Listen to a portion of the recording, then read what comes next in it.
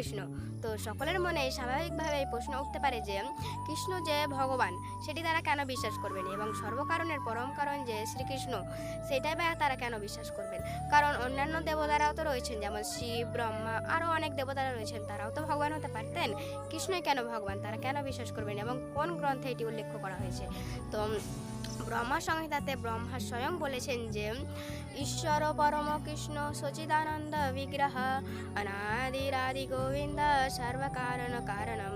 তো যেহেতু ব্রহ্মা স্বয়ং বলেছেন যে ঈশ্বর পরম কৃষ্ণ, অর্থাৎ পরমেশ্বর ভগবান হচ্ছেন শ্রীকৃষ্ণ এবং সর্বকারণের পরম কারণ হচ্ছেন শ্রীকৃষ্ণ, তাই যেহেতু তিনি বলেছেন, এই ব্রহ্মা স্বয়ং বলেছেন, তাহলে আমরা তো সামান্যটুকু জীব, আমাদেরকে তো মানতেই হবে। কারণ যেহেতু ব্রহ্মা স্বয়ং বলেছেন, তাহলে আমরাও মানব যে আমাদের পরমেশ্বর এবং সর্বকারণের পরম কারণ হচ্ছেন ভগবান শ্রীকৃষ্ণ স্বয়ং। হরে কৃষ্ণ, হরি বল, শ্রী প্রভুপাদ কি জয়।